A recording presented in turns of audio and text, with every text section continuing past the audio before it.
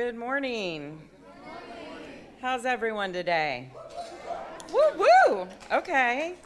All right. Everybody take a big breath in and let it out. Did anybody struggle getting here today? You're here now? Welcome to our service for Sunday, November 19th, 2023. Greetings to all our online family. We are thankful for your presence here with us today. We would love to support your spiritual path, so please reach out to us in person or online. If we listen, we hear our soul calling. Sometimes the sound is as soft as a wind chime, other times as loud as a clap of thunder. As we practice listening, we become attuned to God guiding us, and we respond with gratitude. Today, let's consider how thankfulness activates our intentions as we welcome our special guest speaker, Reverend Sonja Mathis.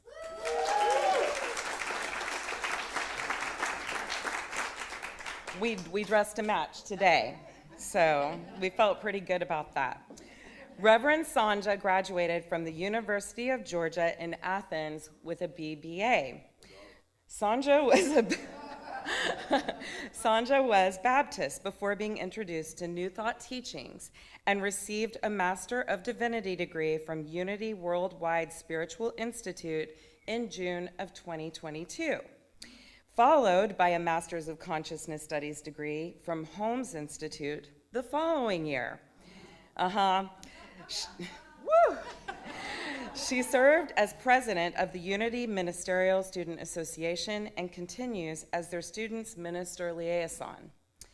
Reverend Sonja is an accredited financial counselor and recently became regional supervisor for a military contractor to oversee and coordinate what? Financial counselors in support of our troops in 11 states for active duty. That includes reserves and National Guard. She serves as minister of the Unity Center of Tuscaloosa, Alabama Study Group and is a remote staff minister with Unity Village Chapel in Missouri, where she did her second ministerial internship. That is a lot of words. That's a lot. She has visited 22 countries in Africa, Asia, and Europe. Welcome, Reverend Sonja. We are so excited to share this time with you. Now let's stand and join Julie Reagans, Curtis Bringle, Jeff Stocky, and Bruce Wayne, and to sing our welcome song. 1, 2, 3, 4, 1.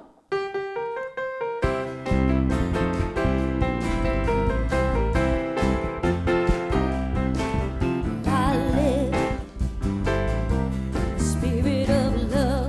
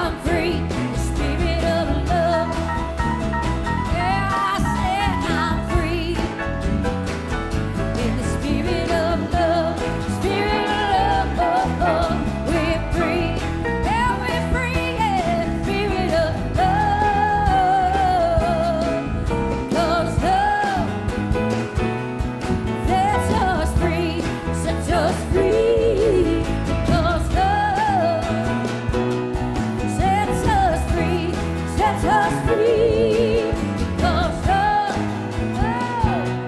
sets us free, sets us free.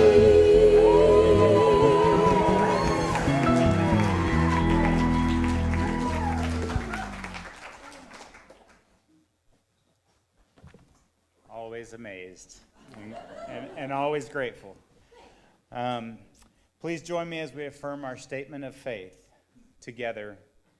There is only one presence and one power active in the universe and in my life, God, the good, omnipotent. And now let us unite our spirits as we hold this vision for our church together.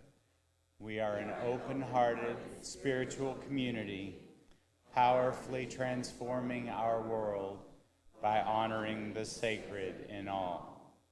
And we practice this mission together, inspired by our shared spiritual awakening. We offer practical teachings that empower healthy, abundant, and meaningful living. Today's daily word reading is guidance, and the affirmation is, divine guidance clears and lights my way. I am divinely guided, moment by moment, breath by breath. With certainty and assurance, I go forth to do what is mine to do, trusting all things are working for good. Even during the most trying times, through my faith, I am assured all is well, regardless of appearances, just as the sun shines after the storm. In times of uncertainty, I turn within, pray, and enter the silence, where I can better discern the still, small voice within me. Then I relax and pay attention to my intuition. I listen deeply to my soul's calling. I am open and receptive to the many ways my guidance manifests. Knowing and claiming my oneness with God, I dare to reach for my dreams. With unshakable faith, I go forth, expecting to receive clear guidance and direction from the Christ within me. And from Psalm 32:8, I will instruct you and teach you the way you should go. Now with our gathering prayer, Michael Finn.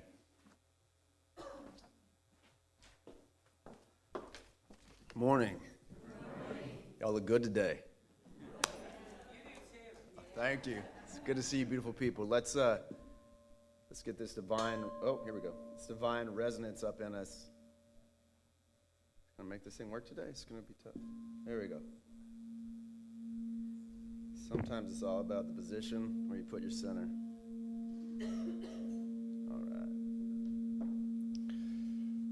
So hear that, feel that vibration. Let's close our eyes and then inhale that divine goodness that is always there for us. It is difficult to capture the moment when you are looking elsewhere. Family portraits wouldn't be as special if the camera was pointed in the opposite direction of the people. The wide receiver couldn't make the catch if they were looking in the stands instead of at the ball. And a surgeon would be out of a job fairly quickly if they didn't focus on the task at hand. With all this being true, we tend to go through this journey not fully open to what is unfolding right before us in the present moment. Our aperture can be closed, unwilling to open fully based on past hurts or indiscretions, or askew, looking far down the line in hopes of some glittery future as the current situation doesn't match our personal mind's desires. All the while missing divine universal cues that lie before us that may never exist again. There is no moment more special than the now, the magical holy point where consciousness, ether, and material triangulate to form the specific moment that is uniquely ours, never to happen again. It is a miracle we are here to witness it. It is why they call the present a gift. As we go deeper into the silence, the oneness, and close the gap of any perceived separation. We unite in profound joy and thankfulness for this awareness. We fully lean into our ability to co-create, raising our vibration in the world around us and in us, fully attuned to the frequency of God. And so it is.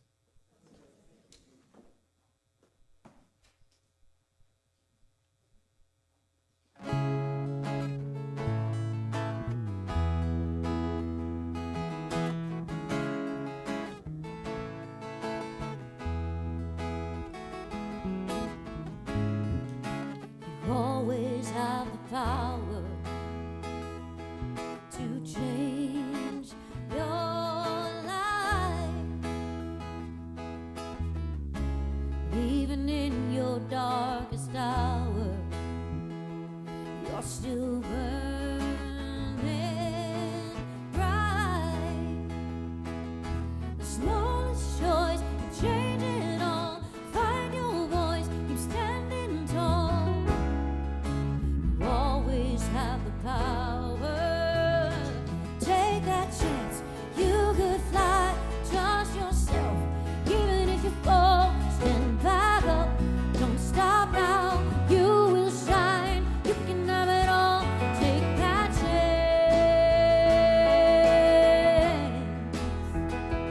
Take that chance.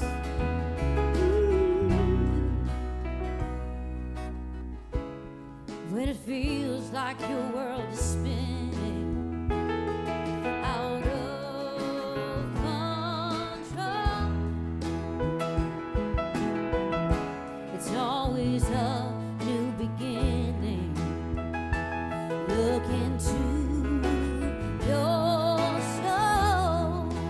Yeah. Stop waiting for the perfect time. You'll never know till you decide. When your world is spinning, take that chance. You can fly. Trust yourself, even if you fall. Stand back up, don't stop now. You will shine. You can have it all. Take that chance. Take that chance.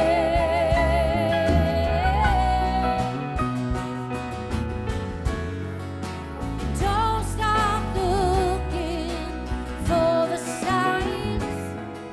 You always get to decide your next step in this life.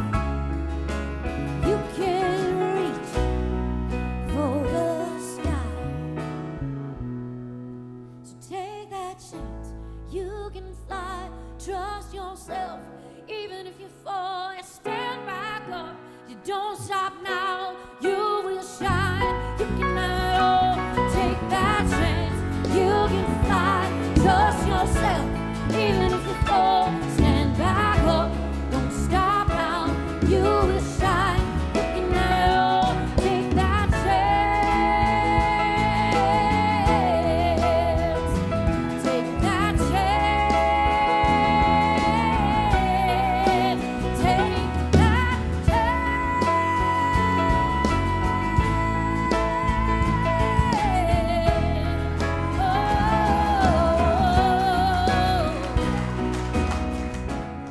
'Cause you always have the power.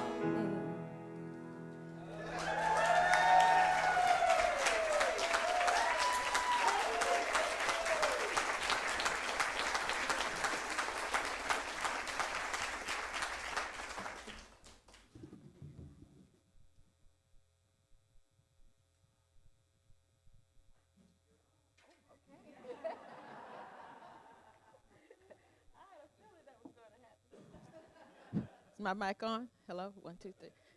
Good morning. Okay, I'm going to set my timer because I was raised Baptist. I might not leave when I'm supposed to. It's going to be funny watching who's going to go up there and tell her to shut up. Ready to go home. So let me set my timer. There we go. All right. Good morning. I'm so happy to be here among you this morning. A wonderful place. Thank you so much, Leah. Thank you, Michael, for ushering me in. And so today, as we prepare for Thanksgiving, thankfulness is a present moment act, is what I will discuss today. And Michael's actually giving me a good entrance into what my talk will be. And so because thankfulness is about, what do you want to say? Thankfulness is about being present, as you were talking about. That triangulation of that present moment activity where you're open. Ernest Holmes says they stay open at the top. Two things Ernest Holmes said in Science of Mind. Stay open at the top, and we need more we need more backbone and less wishbone. Yeah, I like that. More backbone, because we can do a whole lot of wishing and new thought. We can do vision boards. We can just wish. We can wish ourselves away, and we're not creating anything, because it takes courage to be thankful, because thankfulness is about being in the present moment and understanding what is yours right now. How many people have tried to live in the past? I've tried that. It didn't work. It didn't work at all. And I tried to live in the future. That didn't work, because nobody was like, well, none of that's happened yet. What are you talking about? Louise Hay reminded us that all our power is in the present moment. So we have to be present, but it takes courage to be present, because sometimes you want to escape. You want to be somewhere different, and that's not where your power lies. So now I'm big on, I believe in merging science and religion, because they never should have parted ways anyway. But so we're going to bring in a little Einstein, and I like the pre-Socratic Greek philosophers such as Heraclitus and Anaxagoras. So we're going to talk a little bit about that. And the reason I love them so much is because, for example, with Heraclitus, he wrote in Ephesus in the year 5 BC. If you go and read Corinthians, you see a lot of Heraclitus' influence on Paul when he wrote Corinthians in the year 53, because Heraclitus pretty much ruled Ephesus. So we're going to talk a little bit about that. But Einstein says the theory of space and time is not absolute. It's not absolute. What time is not absolute. He says it depends on variables such as the speed and the position of the observer. Exactly. I like you people. Yeah. So who's the observer? We are. We're the observer. And so what's our speed and what's our position? Well, the speed can be different things, because he goes on to say that we're simultaneously living in the past, the present, and the future. So even though you can be thankful for something that happened in the past, your thankfulness isn't in the past. You can do something in present moment that pays honor to that in the past, as well as you can in the future. But the idea of thankfulness is in the present. And that's where your power is. He goes on to say that events that are still in the future of a slow-moving individual, don't be offended. Events that are still in the future of a slow-moving individual may have already occurred in a faster-moving one. That's mind. That's mind. Having that backbone to be in the present moment, stay open at the top, so that you can receive. I'm thankful for this. I'm thankful for this. So now what Heraclitus tells us, and if you're not familiar with Heraclitus, that was the one that wrote, you can't step into the same body of water twice. What comes up comes down, that sort of thing. So you thought your grandmother wrote all that, didn't you? I know I did. I was like, grandmama didn't do that? No, that was Heraclitus. Well, Heraclitus says, and this is going to get you, because I had to read this one twice. He says, if you want to be different, don't be like the children of your parents. Who is he talking to and about, But and all our parents, we want to believe, and I believe most of them they did the best they could with what they knew. But our birthright, because we're of God, and God is spirit. You have to worship spirit, and you worship God in spirit and truth. We should be continually open to newness. Ernest Holmes said, stay open at the top. And Eric Butterworth said, the unforgivable sin is the closed mind. Yeah, I like you people. I got to make sure I come back here. I like you people. Okay, so the unforgivable sin is the closed mind. So if we're staying open at the top and we have the backbone to create, what is not within our capacity? What can we not create? We can create everything. Everything belongs to us. So actually staying open to whatever that needs to be. Now being open is about, well, let's talk about circles for a minute. There was an essay I read, Ralph Waldo Emerson, who I love Ralph Waldo. We're going to call him Waldo because that's what he liked to be called. And he wrote an essay in 1841 called Circles. And in the essay he talks about how the first circle is the eye.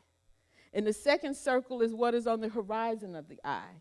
And the third circle is what you're continually creating. We learn in unity, those thoughts held in mind produce after their own kind. So whatever you initially produce, you just keep producing over and over and over. The trick becomes when you start producing something you don't want or something you don't want anymore. How do we make that change? How do we stay open at the top? How do we have the backbone to say this no longer supports who and whose I want to be a part of? Let me do something different. So he talks about how circles are unifying, and they represent continuity and continuousness and infinity and all that good stuff.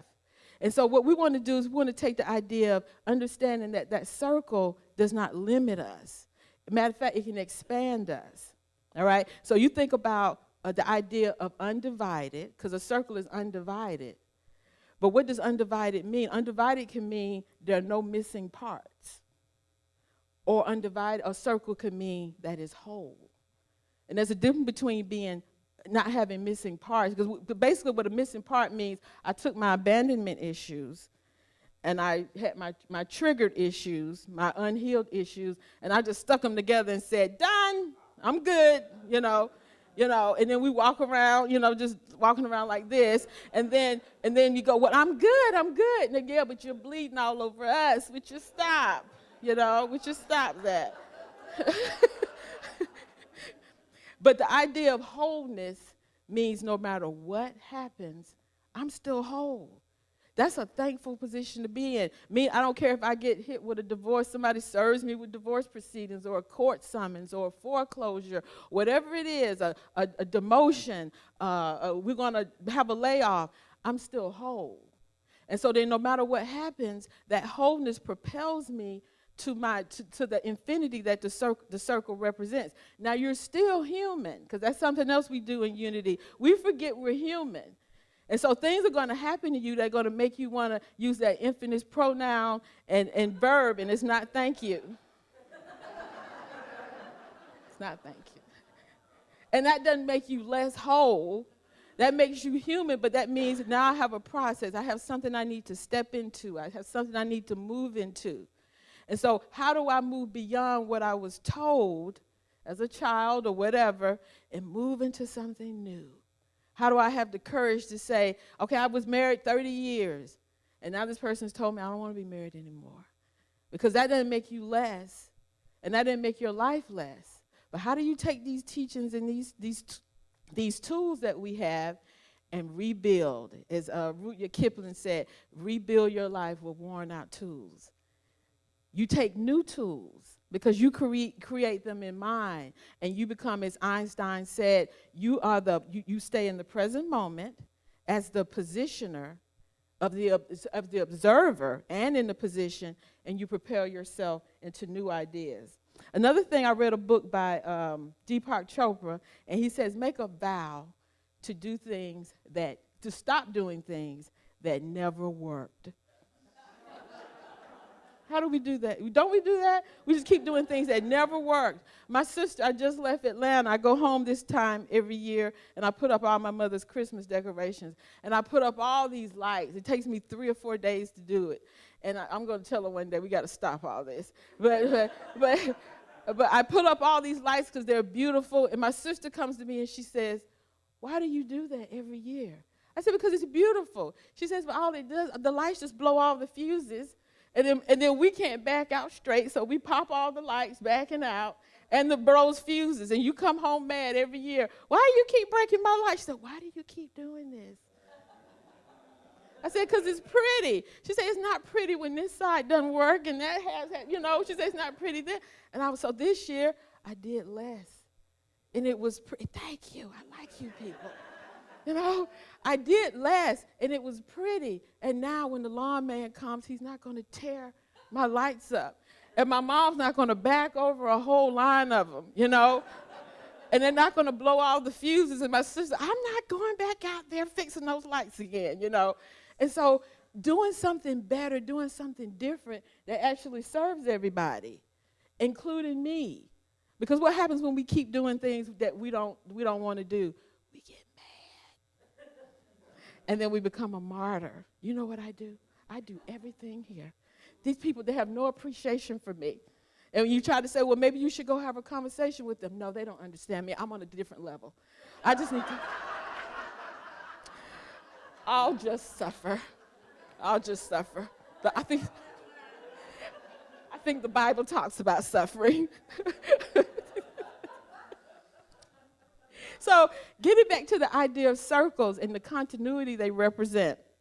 And so I'm going to bring in an example because I love merging science and religion. I'm bringing a little math, not enough to make you get that tick you had in the 8th grade, but just bringing enough about it. So Emerson was talking, Waldo, excuse me. I'm going to defer like he's my boyfriend, Waldo. So he talks about the circles, but I got a little deeper with it. That's the nerd in me. What's a tangent? A tangent, remember, let me back up for a minute. Let me go back to St. Augustine. St. Augustine of Hippo reminded us that God is the center of the circle with a circumference that is nowhere. Isn't that beautiful? But the nerd in me, I said, well, I'm going to break down the radius, diameter, What is all this stuff? And so basically, even the radius and the diameter, everything's at the center, and the circumference is nowhere. All of it, diameter, radius, all of it's the same. So I said, well, let's go a little farther. What's a tangent? A tangent is a line that hits 2 points on the circle, and then it goes off on its own. So if we make that in relation to what St. Augustine told us, that means that's an idea, a person that lives in the idea of, I know a little bit about God. I'm going to touch a little here, a little there. I'll go to a few classes. I'll do meditation. I'll do my shallow breathing and not pass out. But I'm going off on my own so what do we say about people that seem to have an idea of what we're talking about? We say they went off on a tangent. I don't know what they were talking about. They came in, they referenced a few things we talked about, but then they go off on their own. What's a chord? A chord is a line that comes into the circle, but it won't come in the center. So once again, that's someone that represents the idea of, I got this, I was there.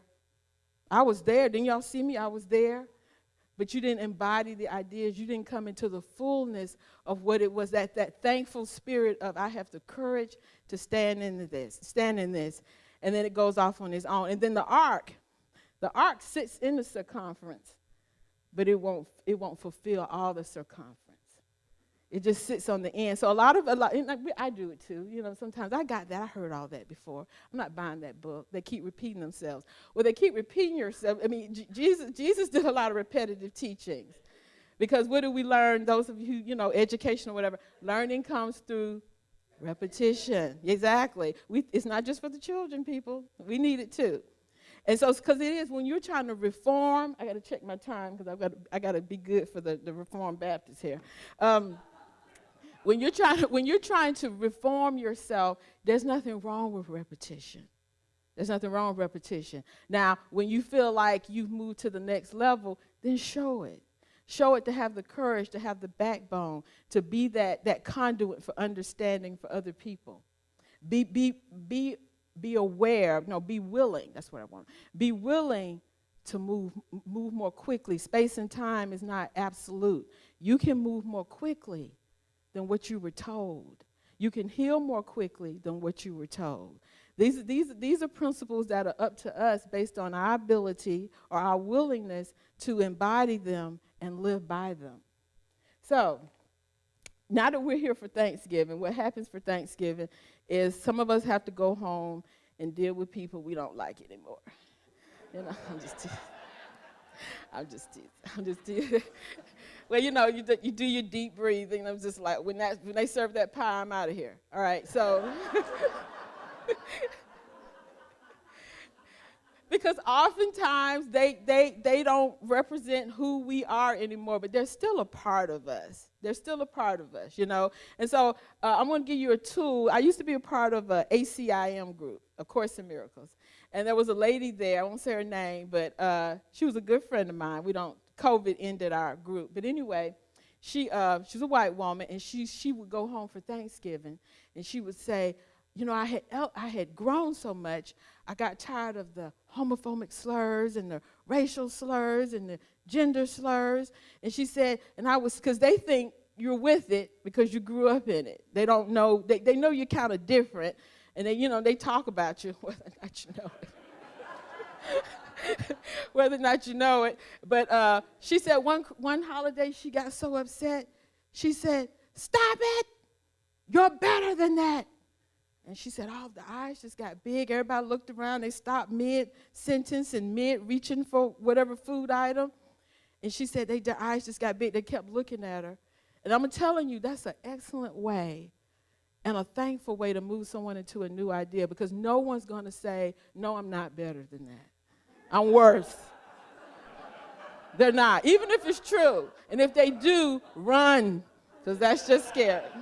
Get out of there, But she said, but every year it got a little better, a little better. And the reason I'm telling you this story is because a lot of us are dealing with family members who don't quite jive with where we are, but we can help them see a better view and vision for themselves. A lot of times when we call people out, we beat them up. That was so stupid. No one does that. That didn't even make sense. Well, now let's be honest. If someone spoke to you that way, do you want to be on their team? No, I don't. You don't want to be on their team. But if you can call them out. We got to call each other out, but raise them up.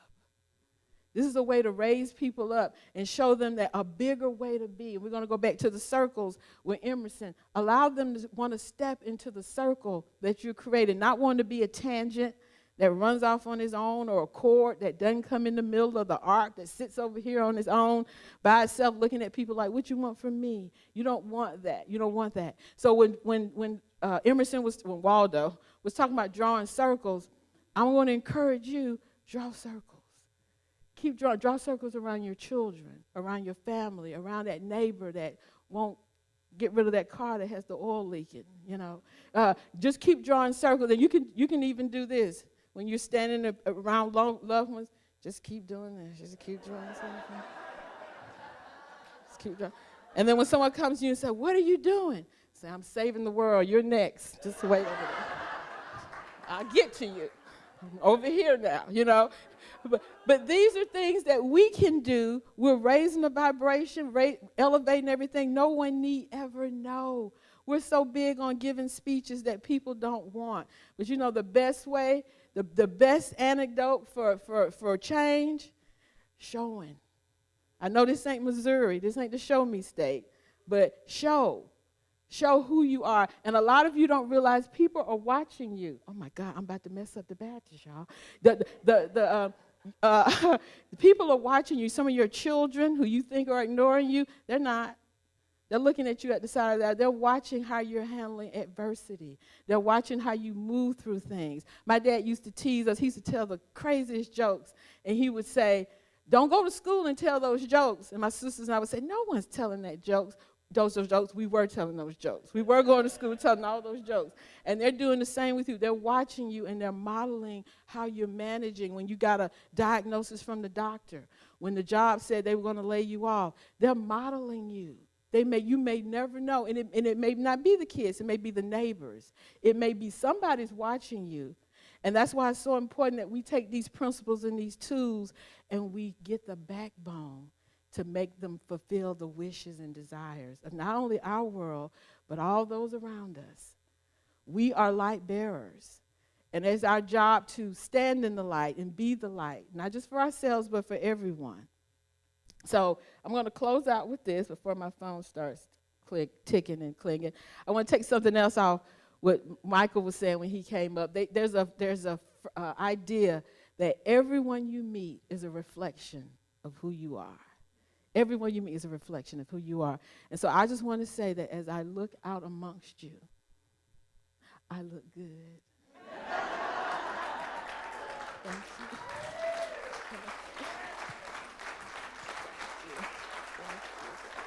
Thank you. All right. So now we're going to move into our meditation. I'm going to ask you to close your eyes, if that's available to you, and know that that chair was there, made to support you at this time. Taking the breath of God and releasing all that's no longer needed or wanted in your Christ experience. Let's just take in 2 more deep cleansing breaths.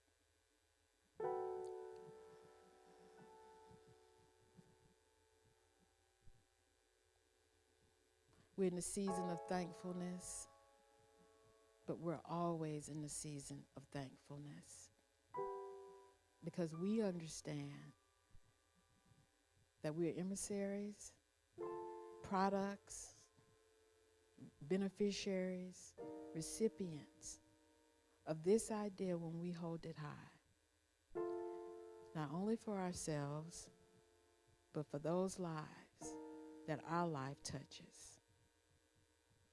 We give thanks for these teachings of the Fillmores. We give thanks for this place called Unity of Wimberley, where we can come in mind, come in person, and revisit again and again to remind ourselves of who and whose we are. There's so many lessons that have fallen today, that are falling right now today, not only from the pulpit, but from one another. A hug that someone received this morning from someone that maybe they saw recently or haven't seen in a while. An embrace, a wave, a word of encouragement. These are affirmations, edifications of things that we need in our spirit to go forth. Thankfulness is not just for a few, but everyone. We ask Spirit to reveal within us, what is it that we are ready to release, that we're holding on to because we didn't know we could live without that. It doesn't have to be a big thing, and maybe it's bigger than anything we could ever imagine. Take this moment and the moments that will come. Maybe the idea won't fall on you today, or maybe it'll be later today.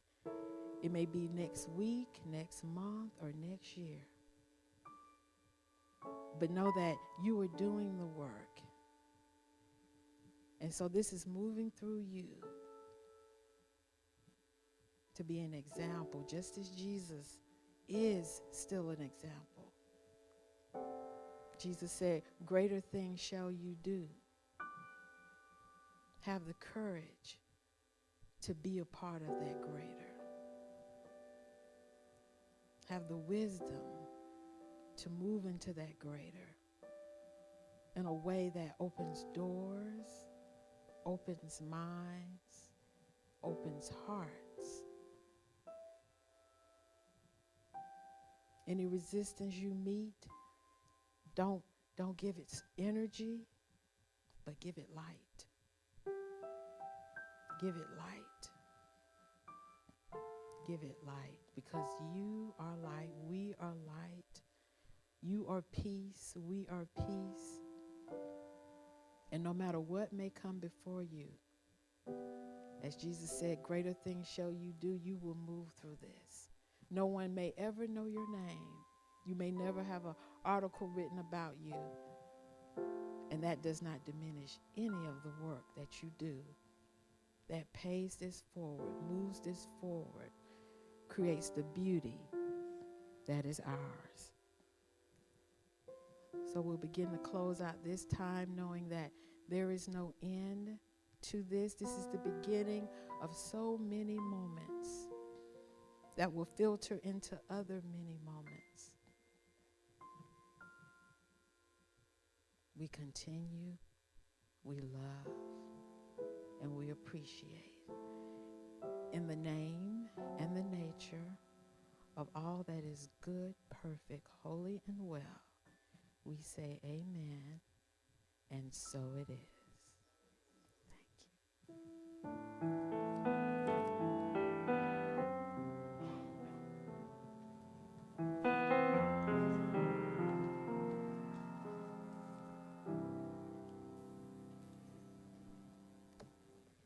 One more breath.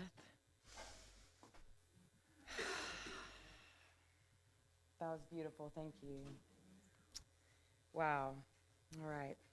Now, with grateful hearts, we put our abundance into action as we complete the sacred circle of giving and receiving. Let's take a moment to bring this truth into our hearts as we prepare our offerings and as our ushers come forward. To our beloved online family, if this message supports your spiritual growth, please consider making us a part of your abundance practice.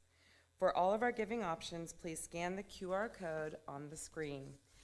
We thank you for the gifts you have sent already and affirm the gifts that you are sending now.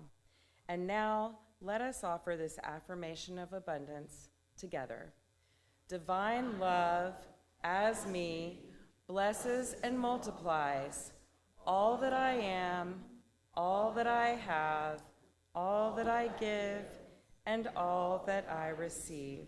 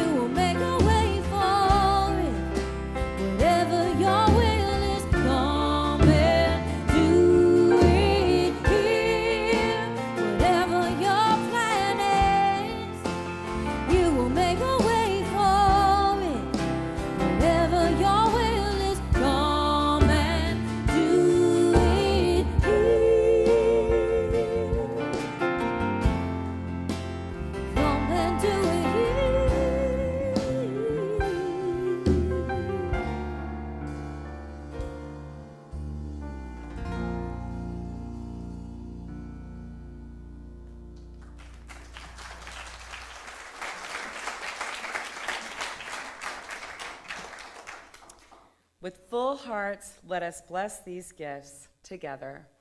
We bless these gifts and the givers with our love and gratitude.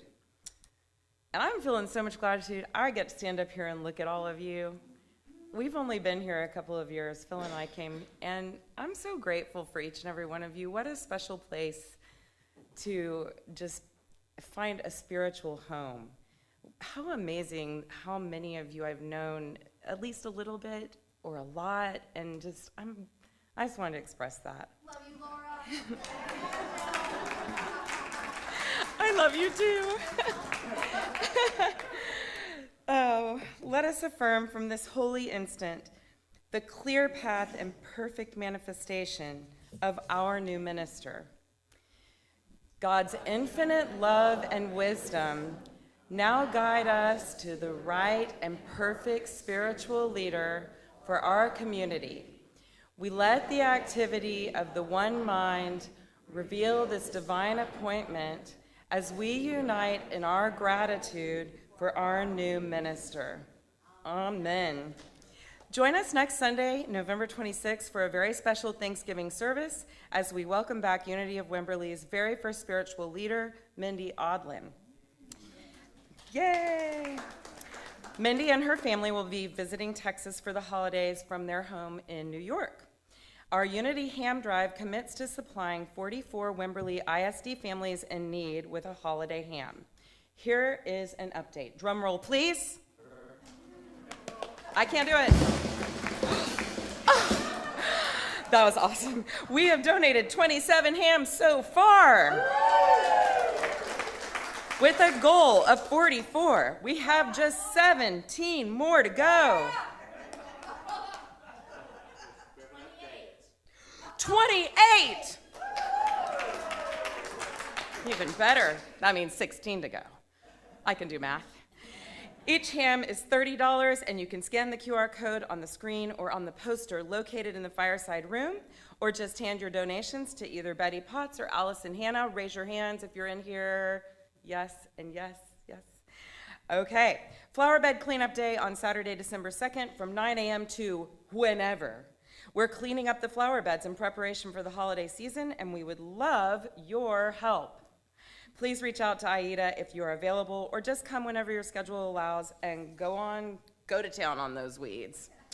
Yes. If you would like to run for a seat on our Unity of Wimberley Board of Trustees, you can email nominations at unityofwimberley.com before Sunday, November 26th. It is time for our annual Christmas pizza party. On Saturday, December 9th from 5:30 to 7:30. For a quick update, Michael Finn. All right, it's that time again. Can you believe it, for the third annual pizza party, where you can hear me sing slightly off tune with our wonderful band leaders that are going to be here. We're going to do a little different this year. We'll be providing all the pizzas ourselves and salads. We also are looking for 2, maybe 3 helpers in the kitchen to help distribute the pies as they come out. I'll be slanging them. What is it, 2 weeks from now? 2 weekends? My God, time's flying by. So we hope to see you all there. Any questions, please reach out to Leah, myself, or Aida for assistance. And then also, I want to make this announcement. I was divinely nudged, a.k.a. Jan called me and told me I had to do it. And when Jan calls you and tells you got to do something, you better do it. So it's going to be the Coalition of Ministerial Alliances, which will be at the Chapel in the Hills Community Church. The address is not up there, but it is 14601 Ranch Road 12, Wimberley, Texas. And I will be there representing Unity of Wimberley in a call and response prayer. So it's just a nice gathering. I really don't know what to expect. It's my first time to the rodeo, so to speak, but what I gather, it's this really wonderful coalition of all the churches in the area that get together to honor one another, their faiths. And join me today if you'd like to at 4 p.m. Thank you. Pretty cool. Thank you. Learn and Grow, each Wednesday at 11:30 to 1:30 p.m. for Unity Book Study here at the church. And on Thursdays, look for Midday Reflections on Facebook, Instagram, and YouTube. Isn't it on TikTok too? Yes. Because I see it. Is that magic? More ways to give. Crisis Bread Basket, as always, we are collecting food donations on our front foyer bookcase. Barnabas Christmas Store, we are collecting monetary donations in support of the 10th annual Barnabas Connection Christmas Store. This program allows families in need to purchase new holiday gifts at a huge discount. Please make your checks directly to Barnabas Connection, or you can go to their website and actually sponsor a family. Reach out for prayer and care support to the email addresses on the screen. Check out our website event page for all upcoming classes, groups, and events. A reminder, Michael Finn will be here to pray with you after the service. Our prayer request box and gratitude jar are on the fireside room buffet. And if you're visiting today, please consider filling out a blue information card located on the front foyer table so that we can welcome you properly. Now, let's sing in our kids. You are alive. You are alive. You are alive in this world. You are alive. You are alive. You are alive in this world. And you shine. And you shine. And you shine so bright. And you shine, and you shine, and you shine so bright. Now let's bless these children. Children and youth of unity, we love you, we bless you, we appreciate you just the way you are. And that brings us to the close of our service. Please join us as we pray our prayer for protection. The light of God surrounds us. The love of God enfolds us. The power of God protects us. The presence of God watches over us. Wherever we are, God is, and all is well. I release, I let go, I let the Spirit run my life, and my heart is open wide, 'cause I'm only here for God. No more struggle, no more strife. With my faith I see the light. I am free in the Spirit, 'cause I'm only here for God. I release, I let go, I let the Spirit run my life. My heart is open wide, 'cause I'm only here for God. No more struggle, no more strife. With my faith I see the light. I am free in the Spirit, 'cause I'm only here for God. I am free in the Spirit, 'cause I'm only here for God. I am free in the Spirit, 'cause I'm only here for God.